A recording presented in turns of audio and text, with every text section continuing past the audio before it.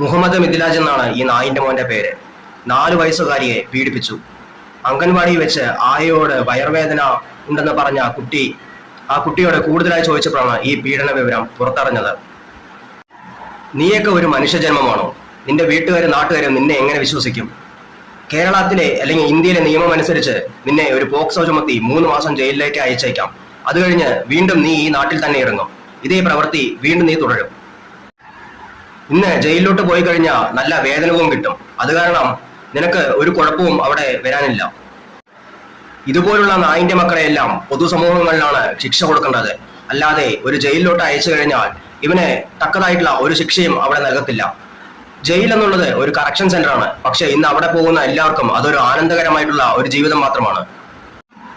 ഈ നായിന്റെ മോന്റെ ജയിൽവാസമെല്ലാം കഴിഞ്ഞ് ഇവൻ നാളെ പുറത്തിറങ്ങും. ഇതുപോലെ സമൂഹങ്ങളിൽ അലഞ്ഞു തിരിഞ്ഞ് നടക്കും. നമ്മൾക്കും വളർന്നു വരുന്ന കുഞ്ഞുമക്കളുണ്ട്. കരുതലോടെ നമ്മൾക്കും കാത്തിരിക്കാം. ഗൾഫ് രാജ്യങ്ങളിൽ കണ്ടുവരുന്ന ശിക്ഷാ നടപടി നമ്മുടെ ഇന്ത്യയിൽ നടപ്പിലാക്കണം. എന്നാലേ ഇതുപോലുള്ള ക്രൂരതകൾ നമ്മൾക്കിടയിൽ വളർന്നു വരാതിരിക്കുകയുള്ളൂ. ഒരു പിഞ്ചു കുഞ്ഞിനോട് ഈ ഒരു ക്രൂരത കാണിച്ച നിന്റെയൊക്കെ സാമാനം മുറിച്ചു മാറ്റി കളയണം പൊതുസമൂഹങ്ങളിൽ വെച്ച്. അല്ലെങ്കിൽ നാട്ടുകാർ തല്ലിക്കൊല്ലണം.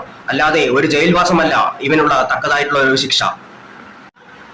ഇത് എന്റെ അഭിപ്രായമാണ്. നിങ്ങൾക്ക് എന്ത് തോന്നുന്നോ അത് കമന്റ് ചെയ്യാം. നിങ്ങൾക്ക് ഈ ഒരു വീഡിയോ നിങ്ങൾക്ക് മനസ്സിൽ തട്ടിയിട്ടുണ്ടെങ്കിൽ, നിങ്ങൾക്ക് ഒരു കുഞ്ഞു മക്കളുണ്ടെങ്കിൽ നിങ്ങൾ പരമാവധി ഷെയർ ചെയ്യുക.